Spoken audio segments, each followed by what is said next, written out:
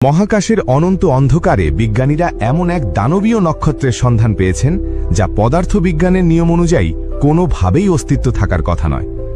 সৌরজগতের চেনা গণ্ডি পেরিয়ে মহাবিশ্বের গভীরে লুকিয়ে থাকা এই বিস্ময়কর তারাটির সাধারণ ইংরেজি নাম ম্যাসিভ স্টার বা অতি ভারী নক্ষত্র এবং জ্যোতির্বিজ্ঞানে এর আনুষ্ঠানিক বৈজ্ঞানিক নাম হল R136A1।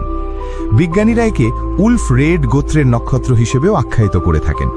এই বৈজ্ঞানিক নামের আক্ষরিক অর্থ হল এমন এক আদিম নক্ষত্র যা প্রচণ্ড উত্তাপে নিজের বাইরের আবরণ তীব্র সৌরঝড়ের মাধ্যমে প্রতিনিয়ত মহাশূন্যে ছুঁড়ে ফেলছে।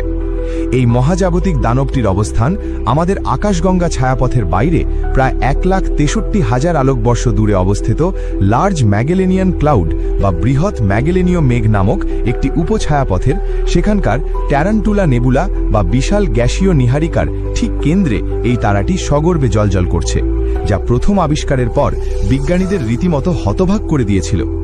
কেন এই নক্ষত্রটির অস্তিত্ব থাকা অসম্ভব বলে মনে করা হতো?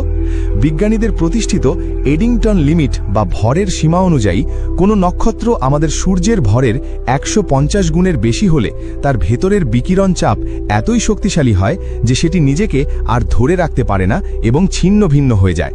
কিন্তু এই নক্ষত্রটি আমাদের সূর্যের চেয়ে প্রায় 260 গুণেরও বেশি ভারী, যা মহাকাশ বিজ্ঞানের সমস্ত পুরনো সমীকরণকে ভুল প্রমাণ করে নতুন করে ভাবতে বাধ্য করেছে।